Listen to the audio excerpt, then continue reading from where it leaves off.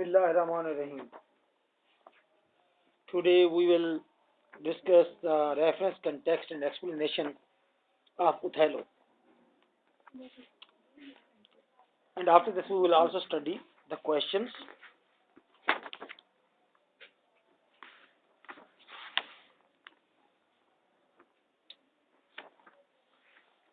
Yes, what is your page number?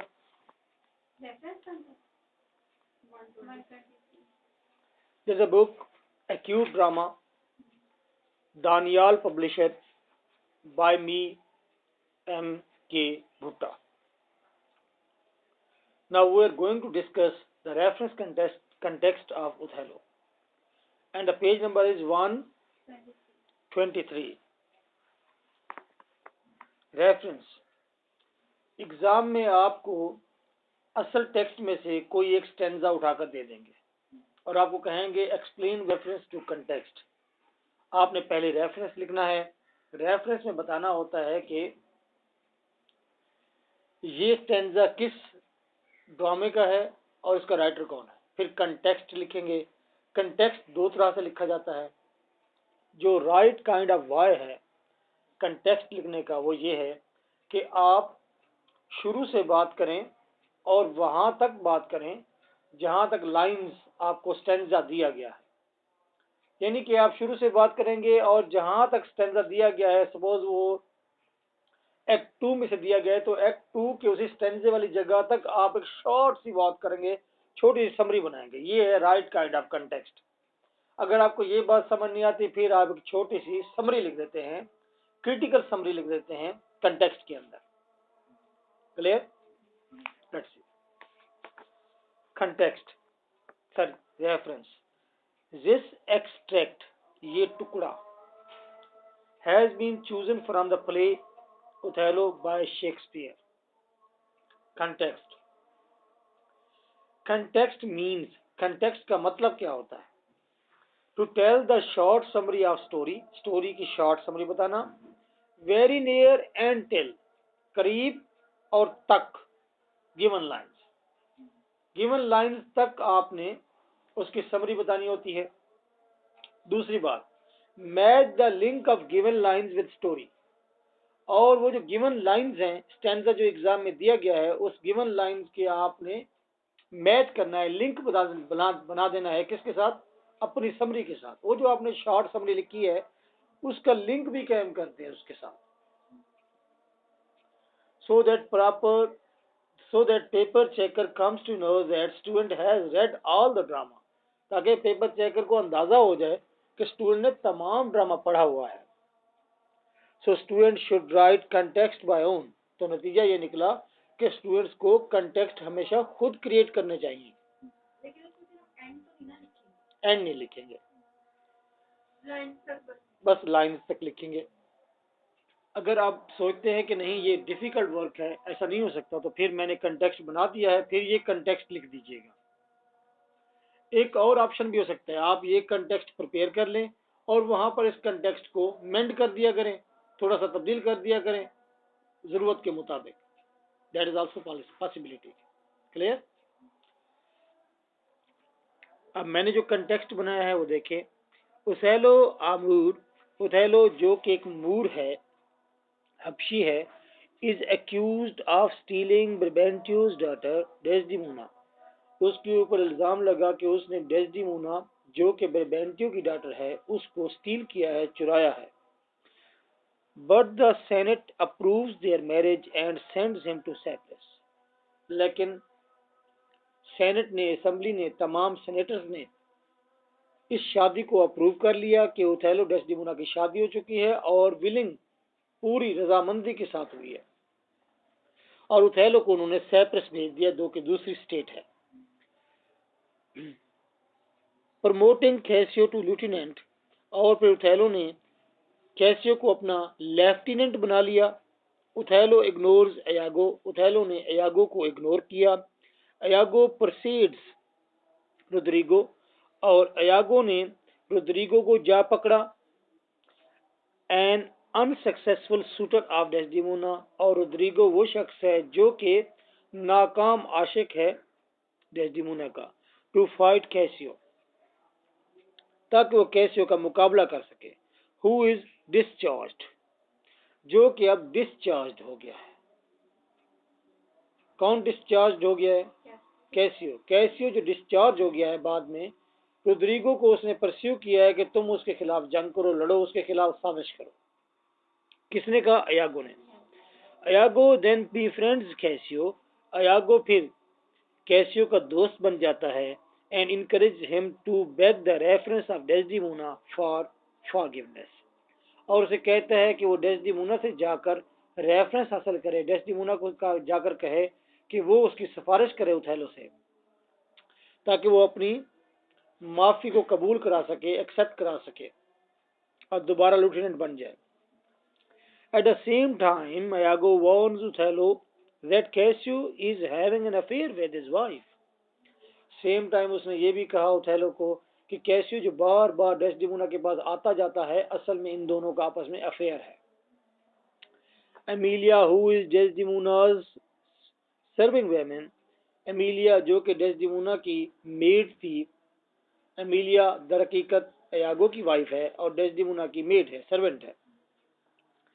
Steel a hand करचीफ, उसने hand करचीफ चोरी किया of Othello, Othello का handkerchief चोरी किया। गेव हिज ब्राइड, अच्छा handkerchief Othello gave his bride at their wedding, वो handkerchief जो Othello ने अपनी वाइफ को दिया था शादी की रात। And Iago has planted it on Cassio, जब एमिलिया ने चोरी कर लिया वो हैंड करचीफ अयागो के हाथ में आ गया, तो अयागो ने उसे प्लांट कर दिया, रख दिया कहाँ? कैसियो के रूम में। Sure of her disloyalty Othello, और डेस्डिमोना की डिसलॉयल्टी को से पर यकीन करते हुए कि डेस्डिमोना बेवफा है, Othello what is this word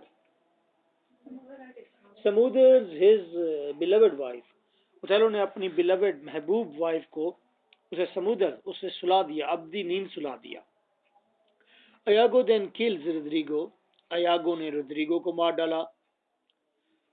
for failing to murder Cassio, इसलिए क्योंकि वो कैसियो को नहीं मार पाया था, क्योंकि अयागो ने जिम्मे लगाया था रोड्रिगो के कि तुमने कैसियो को मार देना है, अदरवाइज ओथेलो से मैं जब हाथ छुड़ा लूंगा डेस्डिमोना का, तो Cassio will be the second comer, वो दूसरा होगा, इसलिए इसका काम तुम तमाम करो, ओथेलो को मैं बर्बाद कर दूंगा।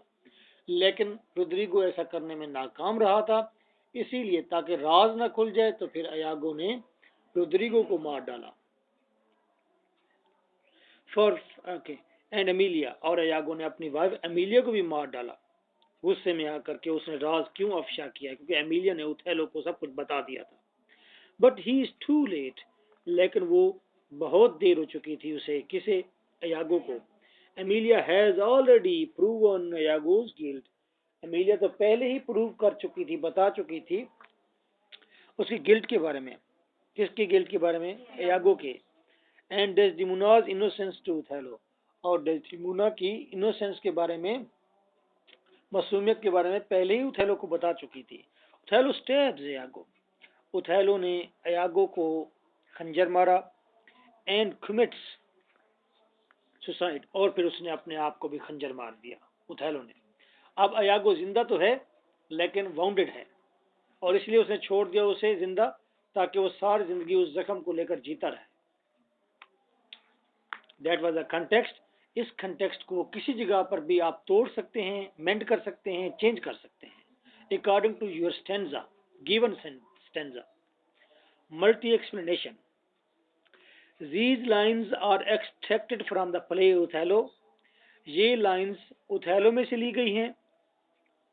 एक्ट, आगे आप एक्ट लिखेंगे, एक्ट 1 से ली गई हैं, 2 से या 3 से।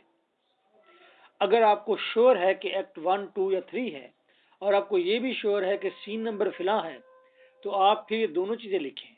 अगर आपको ये श्योर नहीं है कि ये एक्ट भी कौन सा है, तो फिर आप एक्ट वाला खाना ही छोड़ दें।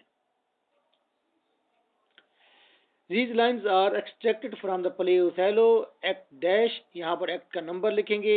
Show the mastery and command of the poet on the language, ये पोएट वाली जगह पर आप इसे ड्रामाटिस्ट कर दें। ड्रामा टेस्ट, आपके पास ड्रामा टेस्ट है, यहाँ ड्रामा टेस्ट। ये जो लाइंस ली गई हैं प्ले उथेलो में से, ये शो करती हैं मास्टरी एंड कमांड, ये काबिलियत शो करती हैं, ग्रिप शो करती है ड्रामाटिस्ट की लैंग्वेज पर। यानी कि हमने ये कह दिया स्टार्ट में कि जी जो एग्जामिनर ने स्टैंजा सेलेक्ट किया है दैट वाज एक्सीलेंट, है ना। The green eyed monster causes much, और ये सब्ज आंखों वाली जो बला है, आफत है, इसने बहुत ज्यादा दुख पैदा किए। ग्रीन आइड मॉन्स्टर किसके लिए है? जेलिसी के लिए। ग्रीन आइड मॉन्स्टर ने यानी कि जेलिसी ने दुख पैदा किए, वो गिव राइज टू एंगर, और इन दुखों ने गुस्सा बढ़ाया। एंगर टू मलाइस, और गुस्से से नफरत ने जन्म लिया। एंड मलाइस टू वो अगेन, और फिर नफरत से फिर दुख आए। एक सर्कल है ना। The whole circle be completed, तब पूरा सर्कल कंप्लीट हुआ। And that is the theme, और यही थीम है। अच्छा, थीम का फुल स्टॉप लगाने के बाद उसके बाद ये लिखा हुआ है ब्रैकेट में, write down the discussion what is just before the given lines. आपको जो लाइंस दी गई हैं, सपोज आपको लाइंस दी गई हैं, she loved me for the dangers I had passed and I loved her that she did pity them. Suppose ये लाइंस दी गई हैं, तो आप बताएंगे एक लाइन के अंदर कि what was the discussion just before the given lines, और वो ये है, now Othello is standing in front of the senators and he is proving his love story या मैरिज। ये just before the given line ये discussion है ना, एक लाइन में आप बता देंगे। उसके बाद क्या करना है जी, वहां पर ब्रैकेट्स वगैरह नहीं लगानी। ये मैंने आपको समझाने के लिए कहा है कि इन जगहों पर स्टैंजा थीम तक लिखने के बाद आपने गिवन लाइन से पहले क्या गुफ्तगू थी वो बयान करनी है, एक लाइन में बस। उसके बाद आपने लिखना है इन द लाइंस अंडर रेफरेंस, और ये लाइंस रेफरेंस के नीचे जो हम डिस्कस कर रहे हैं, जिसका रेफरेंस मैं ऊपर दे चुका हूं। ये जो लाइंस हैं इसमें स्पीकर्स नेम बताएं कौन बोल रहा है। सपोज यही लाइंस में लेता हूं, she loved me for the dangers I had passed and I loved her that she did pity him then. ये लाइंस कौन बोल रहा है? आप लिखेंगे यहां पर in the lines under reference Othello is talking to listener name, talking to senators या ड्यूक या ब्रेबेंटियो या असेंबली, आप कुछ भी लिख सकते हैं। उसके बाद फिर क्या करना है, और फिर उसके बाद आपने आगे लिखना है simple comprehensive prose of stanza. जो आपको स्टैंजा दिया गया है, जो आपको लाइंस दी गई हैं, उनके सिंपल सेंटेंस बना दीजिए।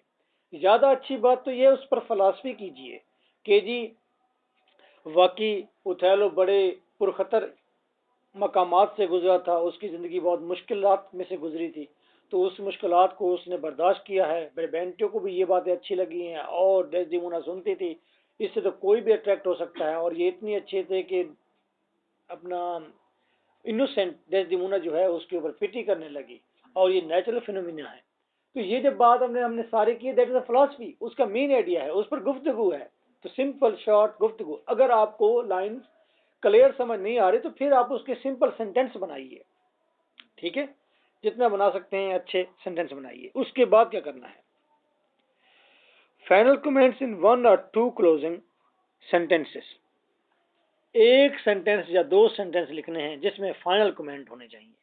फाइनल कमेंट सपोज इन्हीं लाइन्स के क्या हो सकते हैं, and Othello proved his marriage well and Duke as well as some senators were also agree with the logics with the arguments of Othello। ठीक है, ये आपने फाइनल कर दी बात ना, गुफ्तगू को खत्म कर दिया, आखिरी कमेंट दे दिए। नाउ फिर उसके बाद आपने कमेंट्स की हेडिंग बनानी है, और कमेंट्स की हेडिंग बनाने के बाद आपने लिखना है idea is uttered in a very pithy concise and naughty way. जो आइडिया आप बयान किया गया है ये बहुत ही पिथी गोदेदार है। पिथ कहते हैं हड्डियों के दरमियान के गोदे को, यानी कि अहम है, मजबूत है, बुनियादी है। कंसाइज मुख्तसर भी है, एंड नॉटी वाई, और ये पेचीदा भी है, पेचीदा अंदाज से आइडिया बयान किया गया है। शेक्सपियर कभी भी सिंपल नहीं होता, सो इसके लिए आप कॉम्प्लिकेटेड या आप कह सकते हैं नॉटी। मुझे नॉटी का लफ्ज ज्यादा अप्रोप्रिएट लगा है शेक्सपियर की लाइंस पर, कि हमेशा गांठें बंधी होती हैं, जितनी खोलते जाए गांठें, गांठ दर गांठ, नॉट दर नॉट होती है। That represents the heart of character and tragedy, और ये लाइंस जो कि पिथी हैं, कंसाइज हैं और नॉटी हैं, ये असल में पूरी की पूरी ट्रेजेडी और जो करेक्टर बात कर रहा है उनका दिल है। यानी करेक्टर की सबसे अहम बात यही है, या ट्रेजेडी की सबसे अहम बात यही है।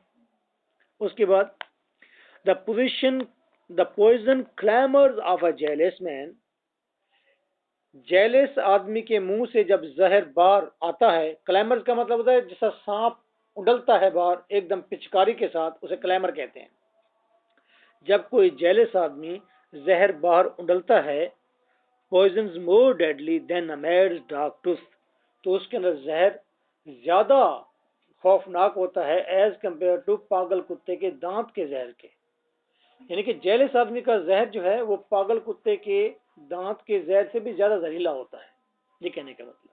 अब आपने क्या लिखा, reference, context, explanation and comments, 4 heading बनी है। अब मैं पते की बात आपको बता दूं, एग्जाम में आपने इन चारों की हेडिंग नहीं देनी। हेडिंग मैंने आपकी याददाश्त के लिए दी हुई है कि पहले क्या लिखना है, फिर क्या लिखना है, फिर क्या लिखना है। आपने वहां पर simple these lines have this extract has been या दीज हैव बीन टेकन, आप यहां से लिखना है। फिर आप लाइन छोड़ सकते हैं, दूसरा स्टैंजा शुरू करें, या लाइन ना छोड़ें, पैराग्राफ बनाएं। पैराग्राफ बनाने का मतलब होता है 1 से 1.5 इंच लाइन छोड़कर आगे से शुरू करना, इसे पैराग्राफ कहते हैं हम। दूसरा पैराग्राफ, फिर क्या लिखेंगे हम, एक्सप्लेनेशन का पैराग्राफ बनाएंगे, हेडिंग नहीं देंगे। कमेंट्स का भी पैराग्राफ बनाए, हेडिंग ना दें। रेफरेंस, कंटेक्स्ट, एक्सप्लेनेशन और कमेंट्स जब भी लिखें, चाहे पोएट्री में या ड्रामा में, इसकी हेडिंग नहीं देनी आपने, ये आपकी याददाश्त के लिए है सिर्फ, ठीक। क्योंकि दैट अ स्कॉलरली मूड ना, if you are writing in the conventional way, तो वो बेहतर नहीं है। नीचे जी मैंने मॉडल एक्सप्लेनेशन करके दी है आप लोगों को, मॉडल एक्सप्लेनेशन करके दी है। ये इसी तरह जिस तरह से मैंने आपको बताया है उसी अंदाज में। अब मैंने देखे कंटेक्स्ट भी नया बनाया है, खुद से बनाया, ताकि आपको पता चले कंटेक्स्ट, किस लाइन का कंटेक्स्ट कैसे बनाना है। मैं उसी कंटेक्स्ट को यहाँ इस्तेमाल कर सकता था दोबारा, जो मैंने बनाया था।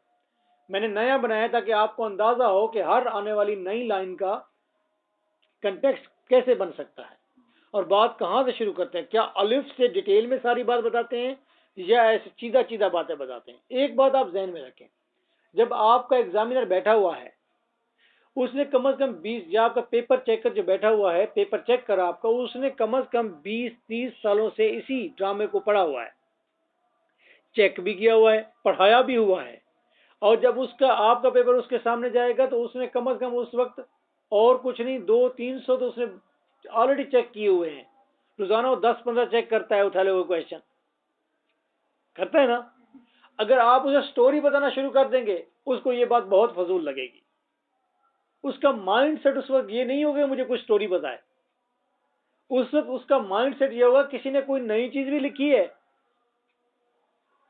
तो कंटेक्स्ट लिखते वक्त आपने स्टोरी अलग से शुरू नहीं कर देनी, उसको डिटेल बताना नहीं शुरू कर देना। ना ही क्वेश्चन लिखते वक्त आप उसे डिटेल बताएं। आप क्वेश्चन का आंसर देते वक्त कमेंट करें, डिस्कस करें, फिलॉसफी करें, क्रिटिक के रेफरेंसेस दें। क्लियर। मैंने ये नोट्स इसीलिए नए बनाए हैं, सारे के सारे बिल्कुल फ्रेश बना कर दिए हैं, क्योंकि वो पहले फेमस एनकेएम या दूसरी बुक्स हैं, वो बार बार एग्जामिनर के हाथ से गुजर गई हैं। इसीलिए तमाम वो जो इंस्ट्रक्टर हैं, ट्यूटर्स हैं, वो इस बुक, हमारी बुक को पढ़ाते हैं एकेडमीज में, भाई समथिंग न्यू मटेरियल है। और ये बिल्कुल मैंने फ्रेश कर दिया है ना, और ज़्यादा पिथी करके और डिटेल करके लिखा है शेक्सपियर को मैंने। लेट्स सी, ये मैंने 4-5 स्टैंजे बनाए हैं। कितने स्टैंजे बनाए हैं मॉडल? 5 स्टैंजे मैंने दिए हैं मॉडल। आप इन 5 स्टैंजास को घर में पढ़ेंगे अच्छी तरह से, और देखेंगे कि मैंने क्या टेक्निक काम कर रही है। जितना आप इसके अंदर आते जाएंगे, समझने की कोशिश करते जाएंगे, उतना आप इम्प्रूव होते जाएंगे। और उतना आप लिटरेचर की दलदल में फंसते जाएंगे। वाह जी वाह, डेस्डिमोना। अयागू की तस्वीर कैसी है जी? बहुत अच्छी है, चोर लग रहा है। ये देखें, ये टेम्पेस्ट जो आया था, वो टेम्पेस्ट जो मैंने दिखाया है, जो समंदर के अंदर था, ग्रीन आइड मॉन्स्टर भी बनाया है हमने, ठीक बनाया है।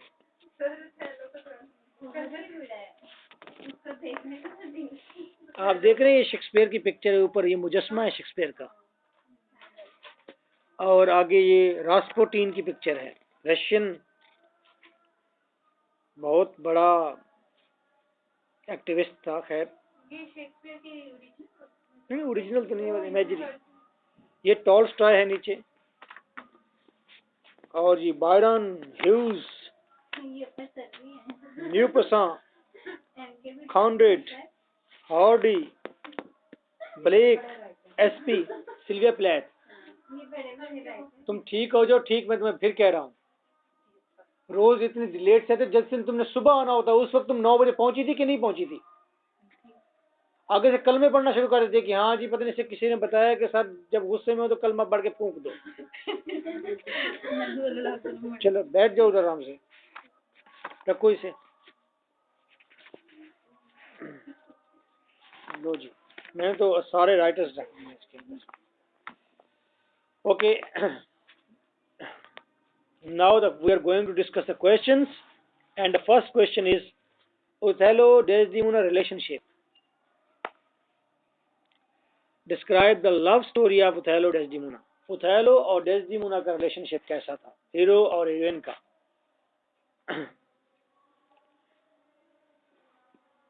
फर्स्ट हेडिंग है Othello Desdemona love is a combination of beauty and grace.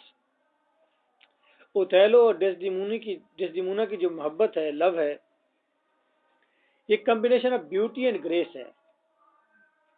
Othello graceful है, जर्नल है, and she is innocent and pretty butterfly.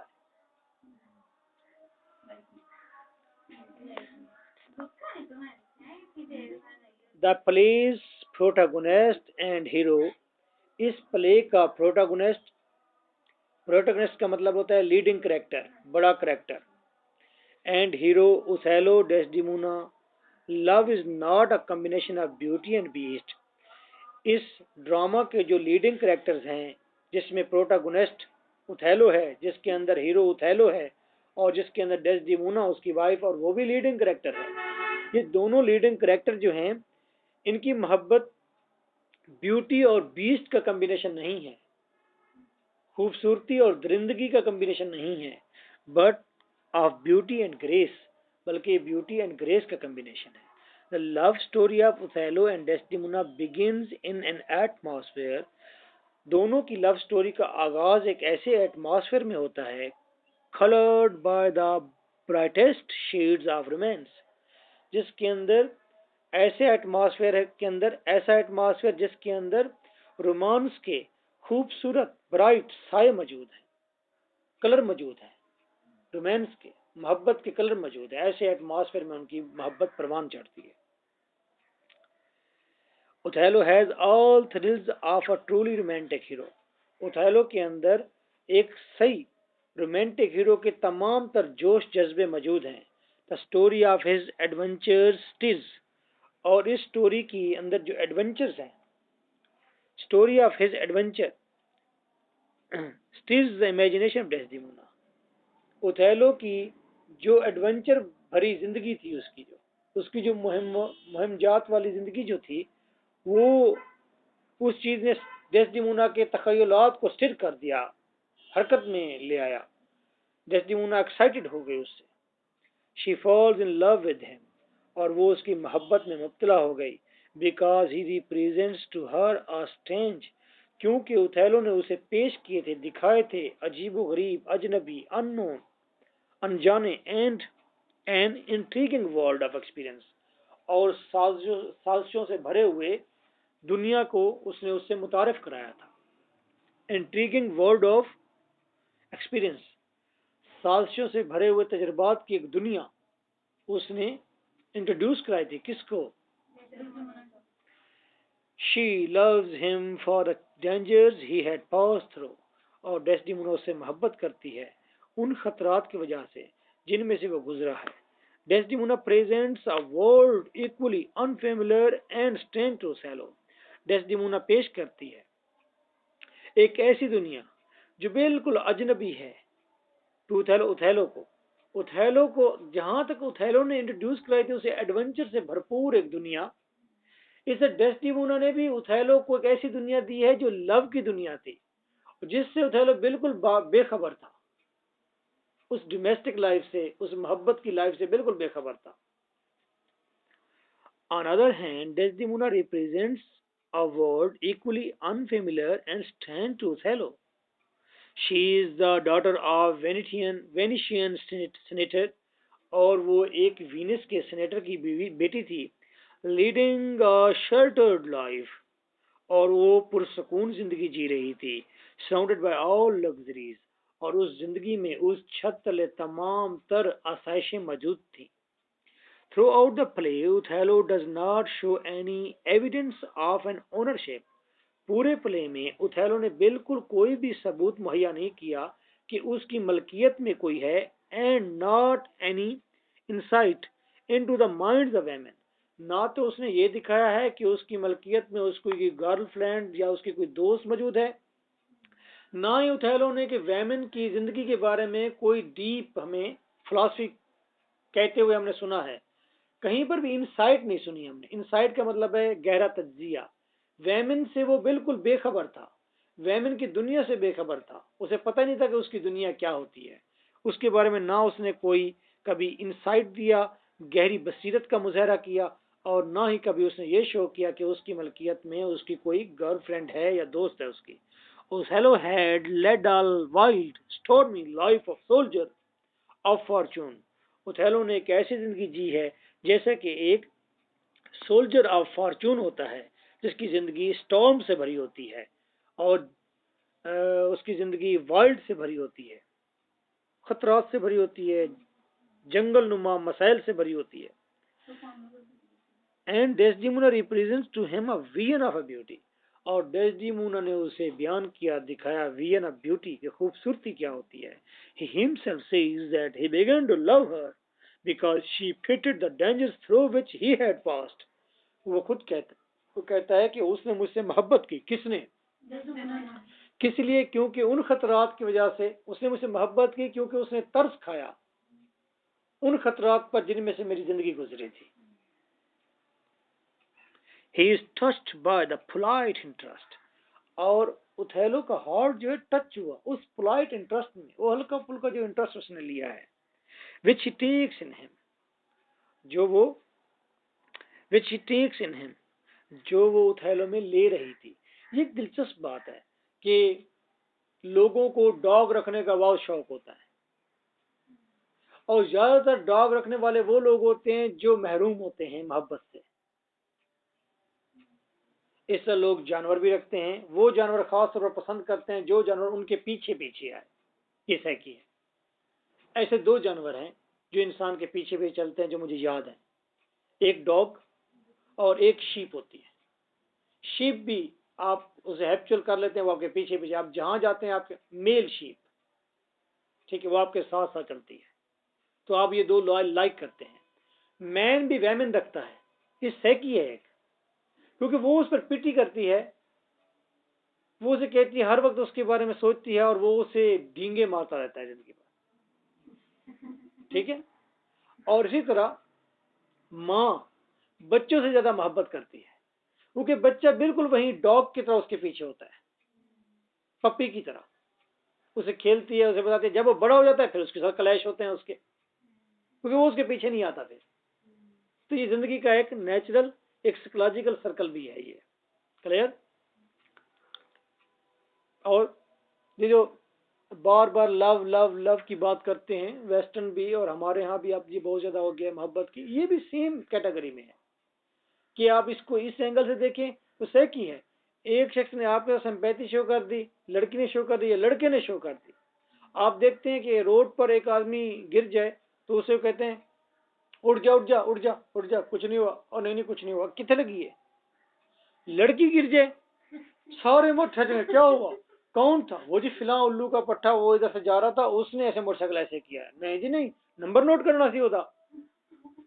सारे उसके गिर इकट्ठे हो जाएंगे। मेरा दरवाजा बजे, यहाँ पर आदमी होगा कि हाँ जी 22 वाली ब्लॉक किधर है, मैं कहूँगा उधर है। और अगर लड़की आ जाए 22 वाली ब्लॉक किधर है, मैन की सह की है, वो उसे कहते हैं ओ मैं बताता हूँ, सिंपैथी उसे पूरी देगा। उसे पता है कि सिंपैथी दूंगा तो कोई चीज गैदर होगी मुझे यहाँ से, फिर डबल। और लड़की को वो लड़के दिखा कर आते हैं कि ये घर है बाबा, और मर्द को आकर पूछोगे उधर मार, उधर है, वो कहते हैं। तो ये सिंपैथी का भी एक सर्कल है, और that is very vital and important thing. मेरे ख्याल में ये बात पढ़ने के बाद कम से कम आपके पास एक ये गुर तो है ना, कि अगर हस्बैंड्स को आपने नाक से पकड़े रखना है तो एक गुर ये भी है कि आप हर वक्त उसके साथ सिंपैथी शो करें, इतनी सिंपैथी शो करें कि वो घर में आके लिली बन जाए। Let's see, उथेलो values state of bachelorhood, और उथेलो के पास स्टेट ऑफ बैचलरहुड थी। सेंटेंस को कहने का अंदाज देखें। मैं ये कह सकता हूं कि उथेलो वाज बैचलर, लेकिन नहीं कहा। उथेलो values the state of bachelorhood. आप इस तरह के सेंटेंस सीखें, खुद से ऐसे सेंटेंस क्रिएट करने की कोशिश करें। That's the beauty of literature. And a free and open nature, वो फ्री और ओपन नेचर का आदमी था। अब ये फ्री एंड ओपन नेचर को डिफाइन करना दैट इज बिट डिफिकल्ट। इसकी इंटरप्रिटेशन कई तरीके से हो सकती है। फ्री बहुत ज्यादा फ्रैंक, लेकिन मैं नहीं समझता कि ड्रामा के अंदर वो बहुत ज्यादा फ्रैंक था। किससे फ्रैंक था? किसी से फ्रैंक नहीं था। अगर वो किसी से फ्रैंक होता तो बहुत सारी चीजें वो सीख जाता उस कल्चर की। फ्री एंड ओपन नेचर किस सेंस में फ्री एंड ओपन नेचर है उसकी? मे बी, मुझे जब तक अंदाजा होता है, इजी टू कन्विंस, ये फ्री एंड ओपन नेचर है उसकी। मे बी ये हो सकती है ओथेलोज, क्योंकि ये वर्ड जो है ये शेक्सपियर ने खुद उसके बारे में लिखे हैं। Othello's love for, Othello love for war and Desdemona. हम ड्रामे की बात नहीं कर रहे हैं, हम कैरेक्टर की बात कर रहे हैं, ओथेलो की। किधर है वो? पहली बात आपने और की है, आप कहते हैं ओथेलो में भी किधर है, ये तो बात को इधर से मोड़ के इधर कर लेना है। ओपन नेचर तो नहीं है वो, बहुत ज्यादा जो है पोजेसिव है। मैंने भी यही कहा है कि ओपन नेचर नहीं है, कह तो दिया एक बार, मैंने भी तो यही कहा है। वो हमारे कारखाने में एक आदमी था, वो रोजाना आया करता था, उसका नाम था उस्ताद सरवर, और मोटा सा था, बहुत काला था, काला स्या था वो, और बुरा आदमी था, आके बैठ जाता, क्लीन शेव था और हुक्का पीता रहता, और वो कोई हमसे सामान लेने आता था। अब्बा जी कहते सपोज कि ये जो ऊपर गार्डर है ना, ये गार्डर खराब हो चुका है और इसको तब्दील करना पड़ेगा, वगरना ये छत किसी दिन गिर जाएगी। कारखाना बड़ा ट्विस्टेड गार्डर से बना हुआ था, बड़ा अजीब वगैरह, बड़ा मिस्टिकल था। लोग देखकर हैरान होते कि ये छत है कैसे। उसमें 20 गार्डर थे, और पता नहीं हंड्रेड्स ऑफ उसमें लकड़ी की छोटे छोटे बाले थे उसके अंदर। तो अब्बा जी कहते कि इसको तब्दील करना है, वो रेट लगवाते, पूछते, सारा कुछ कर लेते। जब मुकम्मल हो जाता, घंटा 2 घंटे गुजर जाते, तो उस्ताद सर उठता, बाहर जाके ठहरता, और फिर कहता उस्ताद सादिक मेरी एक बात सुन। अब्बा जी कहते क्या? कहते एक बाहर है। वो अब्बा जी को बाहर ले जाता कोने पर, और कहता उस्ताद सादिक मैं कहता हूं इस गार्डर को अब तब्दील कर लो। मिशाल भी सारी बात कह दी। मिशाल उसके बाद कहते हैं उसकी ओपन नेचर तो नहीं थी। हमने भी तो यही कहा है, ओपन नेचर का सेंस और है, इजी टू कन्विंस में हमने लिया है। कहाँ है इसके अंदर कन्विंसिंग पार्ट? किसको उसने कन्विंस किया? इजी टू कन्विंस का मतलब होता है वो खुद आसानी के साथ कन्विंस हो जाता है। जो जिसको जो मर्जी, जिस पटरी पे मर्जी लगा दे। आपने लव किया है? हाँ किया। कितने? फिर आपको तो ऐसी बात जेब नहीं देती। हाँ, लाइलग, ठीक है। ओके जी, Othello's love for war and Desdemona, that is important topic. और हर एक टॉपिक पर पूरा क्वेश्चन बन सकता है आपके, हर क्वेश्चन के हर एक टॉपिक पर पूरा क्वेश्चन बन सकता है। और हर एक लाइन को आप पूरा एक पैराग्राफ बना सकते हैं। किसी भी लाइन को आप पकड़ लो पूरा पैराग्राफ बन जाती है। ये तो आप पर डिपेंड करता है कि आप इसे कैसे लेते हैं। ओथेलो की वार से कितनी मोहब्बत थी, जंग से, अपने जर्नल से, ओहदे से कितनी मोहब्बत थी, स्टेटस से, और डेस्डेमोना से कितनी मोहब्बत थी, that's the question. To Othello war is his first love, Othello के लिए जंग पहली मोहब्बत है उसकी। वो असल में जंगजू है, उसे सारी जिंदगी जंगें ही लड़ी है। Desdemona seeks only a place next to war in his heart, उसके दिल के अंदर उसने नेक्स्ट टू वॉर उसने जगह ली है। अब that is very vital point. पहले वो जंगजू है, पहले उसे जंगी मामला से मोहब्बत है, उसके बाद डेस्डेमोना से मोहब्बत है। इसीलिए जब डिसलॉयल्टी की बात आई तो ओथेलो ने डेस्डेमोना को इसलिए नहीं मारा कि शी इज डिसलॉयल ओनली, उसने इसलिए भी मारा है बिकॉज उसकी ऑनर, उसका स्टेटस सारा का सारा वाउंडेड हो चुका है, इंजर्ड हो चुका है। He is now in injured merit, उसके मेरिट सारे इंजर्ड हैं। Now again, without the moment of hesitation, he starts to lead the mission against the Turks on his wedding day. जंग से पहली मोहब्बत से मतलब ये है कि देखें, जब शादी हुई, शादी के फौरन बाद ही वो टर्किश फ्लीट से लड़ने के लिए चला गया है। वो, इसका मतलब प्रेफरेंस उसकी वो थी। When Desdemona wants to go with him to the wars, he declares to the senator that he will not neglect military duties in presence of his wife. उसने कहा कि मैं जंग पर जा रहा हूं और मेरी वाइफ को मेरे साथ जाने दो, मेरी वाइफ कोई इंटरप्शन नहीं करेगी, या वाइफ के साथ जो मेरा रिलेशन है वो इंटरप्शन नहीं बनेगा मेरे जंगी मामलात में। When jealousy enters his mind, जब ग्रीन आइड मॉन्स्टर उसके जहन में घुस गया, and he thinks of the dishonor caused by Desdemona, और उसने सोचा कि उसकी ऑनर जो है डिस्ट्रॉय हो गई है डेस्डेमोना की वजह से।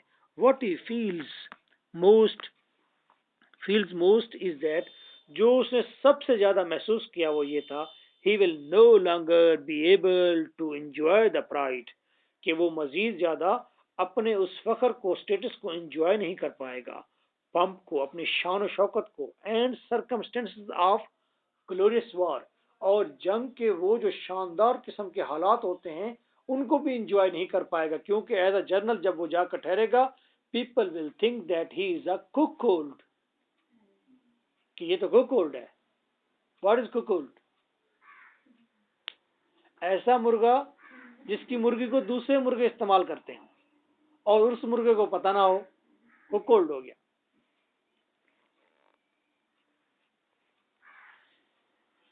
जब इंसान यंग होता है तो अजीब सी ह्यूमन साइकी है, जब इंसान यंग होता है तो उस वक्त बहुत ज्यादा उसकी ग्रिप होती है इन मामलात पर, वाइफ पर, बच्चों पर, वो बहुत ज्यादा सख्त होता है। वक्त गुजरने के साथ साथ चीजें रिड्यूस होती जाती हैं, इंसान हैप्चुअल हो जाता है, फिर वो कहता है यार अपनी जिंदगी जिए, अच्छा ठीक है। और कई मरतबा तो ऐसा होता है वो इग्नोर करता है चीजों को। देखें, लोग आखिर लव अफेयर चल नहीं रहे पूरी दुनिया में, हमारे माशरे में भी तो लव अफेयर चल रहे हैं। बेटियों के पास मोबाइल हैं, वो मैसेज पर भी लगी होती हैं, फोन पर भी लगे होते हैं, वालदैन क्या इग्नोर नहीं करते? वालदैन को पता है, लेकिन वक्त जब गुजर जाता है तो वालदैन फिर इसको इग्नोर करना पड़ता है।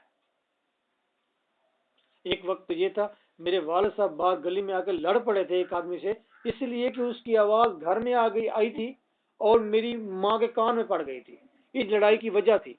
और आखिरी उम्र में मेरे वालिद साहब खुद कहता है मेरी मदर से कि यार ये फिलहाल चीज जाकर शॉप से खरीद लाओ। अगर इसे मॉडर्न पॉइंट ऑफ व्यू से देखें तो तंग नजरी है, इसे नैरो माइंड कहते हैं, दक्यानुसी कहते हैं, पुराने ख्यालात के लोग कहते हैं, अगर उसे मॉडर्न पीरियड के मुताबिक देखा जाए। अगर उसे रिलीजियस पॉइंट ऑफ व्यू से देखा जाए तो फिर तो जितनी इस तरह बंदे को करे ना, ये ना करो ये ना करो, उतने ही बच्चे बागी हो जाते हैं। लेकिन मेरा ये पूरा ऐसा ही ख्याल है, अगर आप बच्चों को रोकेंगे, बच्चे बगावत करेंगे, लेकिन इससे ज्यादा ख्याल मेरा ये है, आप बच्चों को फ्री हैंड देंगे, देन वो 100% करेंगे। ये तो ठीक है, बैलेंस होना चाहिए। बैलेंस नहीं, आप फ्री हैंड देंगे, वेमेन या मैन कोई भी इंसान नेचुरल मेट करता है, वो बाहर निकलेगा, करेगा, जरूर करेगा। नहीं देना चाहिए। अब नहीं देंगे तो साइकिक प्रॉब्लम आएंगे। एक तो सबसे बेस्ट वाय इस्लामिक है कि 13 या 12 ईयर की एज में शादी। नहीं है ना, आप इस पॉइंट पे ना करें। बैलेंस होना चाहिए। नहीं, इसका ये मुमकिन है, ये सिर्फ और सिर्फ आपने बच्चे पैदा करने की, उनको ये तरबियत देने के बच्चे पैदा ना करें, बस सिंपल है, और सब कुछ ठीक है यार। आप 12 साल की उम्र में शादी कर लें, इतना अच्छा निजाम है। मैं कह रहा हूँ कि अच्छा है यार, किसी और चीज के पास हल है सही। और देखिए मर्द की नेचर क्या है, मर्द की नेचर भी तो ये है ना कि वो वेमन को हॉन्ट करता है, शिकारी तबीयत का है ना, तो उसको 4 वेमन रखने की वो दी है कि हाँ ये जोश जवान दा चंगा ले जावे, ठीक है ना। इसलिए 13 साल की उम्र में शादी कराते हैं, अकल ही नहीं होती, 4 साल भी ले आओ तो अगली को फर्क नहीं पड़ता। हाँ ये भी ठीक है। चलो 4 शादियों को आप अप्लाई ना करें, 4 शादियों को आप अप्लाई ना करें, ठीक है, वो आप एक शादी को करें, लेकिन उसकी अर्ली एज में करें ना। और उसे बस सिर्फ स्कूल के अंदर आपने ये तरबियत दे देनी है, एक बार बता देना कि बेटा आपने बच्चे पैदा नहीं करने। और ये भी कंडीशन गलत है कि जी लड़की जो है और लड़का शादी के बाद दोनों इकट्ठे एक ही जगह पर रहे। क्यों रहे इकट्ठे? अपने अपने घर में रहें, पढ़ें, स्टडी करें, जो फ्रेंडशिप है नहीं, करते नहीं लोग। सब कुछ हो रहा है, इलीगल हो रहा है, तो आप कहते हैं ठीक है ये होने दो। इलीगल को मैं लीगल करना चाहता हूं, तो आप कहते हैं कि नहीं जी, आप कहते हैं नहीं मुझे देखते हैं, आप कहते हैं कि नहीं ऐसा ना होने दे। तो इलीगल अगर एक बंदे को 10 लड़कियां, नहीं ये सेंट्रली बात नहीं कैसे, और ये कर लेना। नहीं इसका ये एक और पॉइंट आ सकता है। जब एक आदमी एक से फ्रेंडशिप करेगा, उसको हम लीगल कर देते हैं, निकाह में ले आते हैं उसे, निकाह को इजी कर देंगे, सिर्फ फॉर्म ओपन फिल करेंगे, बस एवरीथिंग इज ओके। तो उसके ऊपर ये होना चाहिए कि जब वो डेटा चला जाएगा उसका आपका नेट के जरिए, किसी भी जरिए से, तो आप दूसरी नहीं कर सकते। वो लड़की अगर फ्रेंडशिप करने के लिए वो आ गए, तो वो उसे एंटर करेगी ना नेट पर। कोई एक बना दे सॉफ्टवेयर, छोटा सा बना दे, उसके अंदर नेट पर एंटर करेगी जी ऑलरेडी किस पे के साथ एंगेज रह चुका है, नहीं रह सकता। इजी। ये पॉसिबल नहीं, मैं जो कह रही हूँ ठीक है। आप क्या कहती हैं? हाँ, बच्चों को इतनी भी छूट नहीं देनी चाहिए, ना इतनी तंग नजरी रखनी चाहिए, इतना लेवल रखो, और ऐसे शादियां करने लगे तो फिर तो बस हो गया। चलो मर्जी है आपकी, आपके बाद में लॉजिक तो नहीं है, बहरहाल आप वैसे बात करें। शादियां मतलब 13 साल की उम्र बच्चियों, मेरा बेटा मुझे एक बात बताओ, 13 साल से लेकर 20 साल तक बच्चे कितनी दफा मेट कर चुके होते हैं? आप ये तो देखें जी। उसको इतनी मुसीबत पड़ी है अभी, वो मतलब के 18 साल वो बात नहीं आता, तो बहू ले आओ। वो कहती है कल परसों बाहर ना जा, हम अकेले हैं, तो कहता तनू ले आओ। यानी कि उसके अब उसकी शादी कर देनी चाहिए। उसके अंदर ये चीज हो रही है कि भाई किसी तरह ये जो है ना मेरे। आप बेटा जी अगर 2-3 बच्चे अगर आप लोगों ने मेट नहीं किया, लेकिन बहुत से दुनिया को आप नजरअंदाज क्यों कर रहे हैं, जो कर रहे हैं मेट? शादियां करें और अपने फ्रेंडशिप तो वैसे करके बैठे हुए हैं आप, अब उसको शादी का नाम देकर निकाह क्यों नहीं देते उसे? ये वैलेंटाइन डे वो मनाते हैं, कितने फूल बिकते हैं, कितने लोग होते हैं, ये कौन होते हैं? ठीक है, पूरा जश्न मनाते हैं। वो मौलवी साहब उठे, उन्होंने बैनर लगा दिया जी 14 फरवरी हया डे। अच्छा हया डे बना दिया। देखो कितनी फुलिश एटीट्यूड है। मुझसे आगे मशवरा ले ले कि हया डे क्या, आप कैंप लगाएं एक। हाँ जी वैलेंटाइन डे हम भी मनाते हैं, और वैलेंटाइन जो है, जो आदमी था वो बड़ा बुजुर्ग था, वो लोगों को मिलाप कराता था। हम बैठे हुए जितने भी लवर हैं दुनिया के, पाकिस्तान के, आए यहाँ बैठे, मौलवी साहब ये बैठे हुए, निकाह पढ़वाते जाए, घर जाए, अपने अपने घर जाए, अपने अपने जगह जहाँ रहते हो रहो, निकाह पढ़वाते जाओ।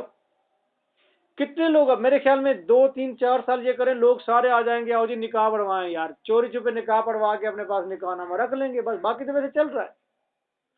और मैं आपको बता दूं, मेरी प्रेडिक्शन, आप अपनी आंखों से देख कर जाएंगे ये चीजें। निकाह इतना सस्ता हो जाना है, लोगों ने घर बैठ के, 2 आदमियों के दरमियान बैठ के निकाह कर लेने हैं और अपने अपने घर में रहना है। और निकाह टूटने भी ऐसे हैं, उस नाराज हुई, नाराज हो गया, वो खत्म निकाह, फिर नया हो जाएगा। निकाह लोग करवाएंगे। इसलिए अगर यहाँ पर इस्लामिक रिपब्लिक रहा, यही एटीट्यूड रहा, तो लोग निकाह की तरफ आ जाएंगे और निकाह से डरना छोड़ देंगे। वैसे भी कई लोग डरना छोड़ दिया उन्होंने। अब तो लोग निकाह इतना ही आसान है, आप 4 गवाहों की मौजूदगी में निकाह कर सकते हैं। हमने जिस तरह बनाया हुआ है, मुश्किल बनाया हुआ है ना हमने। सोसाइटी के हिसाब से बनाया हुआ है ना। निकाह या तो सस्ता होगा या निकाह खत्म होगा, दो में से एक काम होंगे, और बेहतर ये है कि निकाह सस्ता कर दें। वो मेहर वगैरह लोग खत्म होता जा रहा है। वो दिन कांवड़ी उतार थी, उसने चला ली अपनी बीवी को, उसे गलती का एहसास हुआ, फिर चला गया उसको। अब लोग सेंसेस ज्यादा है ना, अब लोगों के लोग अब बिलीव पर यकीन रखते हैं, सेंस पर यकीन रखते हैं। असल बात ये है ना, उनको पता चल गया जी ये कौन से लोग हैं, हम दोबारा रह रहे हैं। मेरी भाभी ने कहा जी मुझे तलाक हो गई है, मुझे तलाक तलाक तलाक कह दिया है, दोबारा रह रहे हैं। हमारे सामने हमसाया था, अब्बा जी पीटते रह गए, तुम दोनों जो रह रहे हो गलत रह रहे हो, लेकिन फिर रह रहे हैं वो। हमने अपनी आंखों से चीजें देखी हैं। और कई लोग में भी ऐसे भी रहते हों बल्कि वो पिछले बैच में एक लड़की थी, वो कह रही थी, वो कह रही मैंने अपनी अम्मी से पूछा, मैंने कहा अम्मी थोड़ा निकाहनामा कितना है, मैनू की पता कितना है, अगर तुम एवं रही जा रहे हो इकट्ठे निकाह के बगैर ही मजाक कर रही थी, शादी तो हुई होती।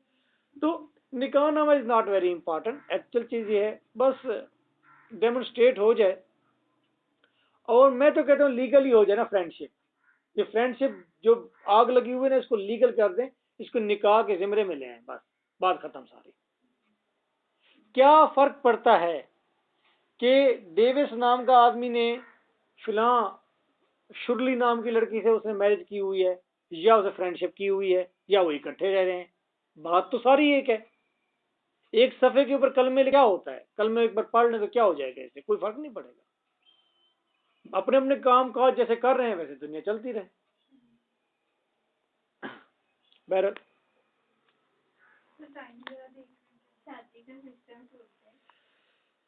now we are going to discuss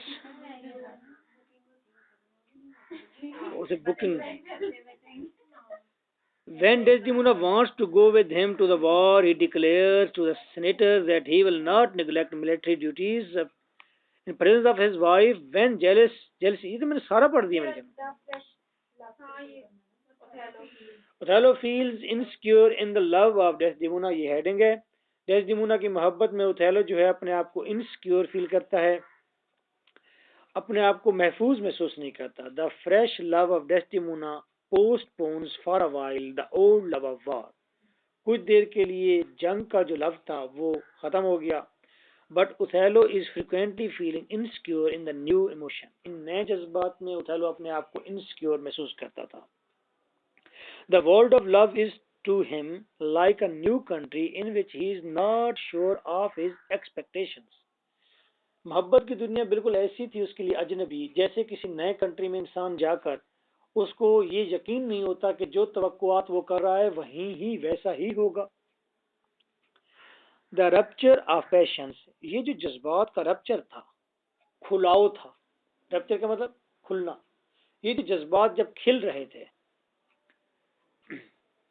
has transported him into a joy, उसने इस पैशन नए जज्बात जो थे इसने उसे खुशी से भर दिया। he wished to die immediately so that he may die most happily, उसने ख्वाहिश की कि वो मर जाए ताकि वो खुशी खुशी मरे। कौन सी जगह पर उसने ऐसा कहा था? जब वो साइप्रस पहुंचा था उस वक्त कहा था। he is not sure whether the future will hold to him a similar prospect of happiness, उसे ये यकीन नहीं था कि पता नहीं फ्यूचर के अंदर उसके लिए खुशियों का ऐसा ही एक प्लान मौजूद है, प्रोस्पेक्टस ऐसा ही मौजूद है उसके लिए prospect. Blind love of Othello is his weakness, Othello की मोहब्बत अंधी मोहब्बत थी और यही उसकी वीकनेस थी। The mood of Venus, Othello loves Desdemona deeply and whole heartedly,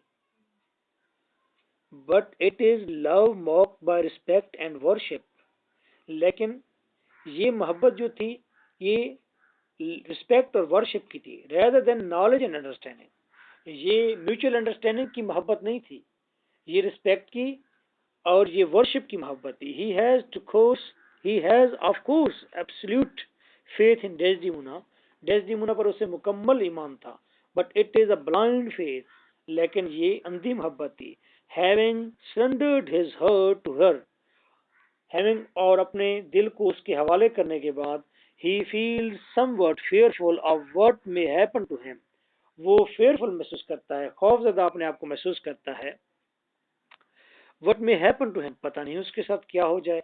if her support fails him, अगर डेस्डिमोना की सपोर्ट फेल हो जाए तो पता नहीं उसके साथ क्या हो जाएगा, यानी कि इनसिक्योर है उस दुनिया में।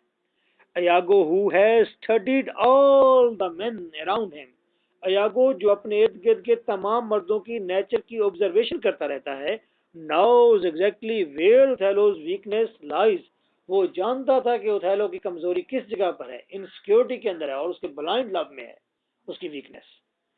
He observed that the temptation attacks Othello on his blind side, वो उसने ऑब्जर्व कर लिया कि टेम्पटेशन भटकावा, अगर भटकावा देना है इसको ओथेलो को तो उसकी ब्लाइंड साइड से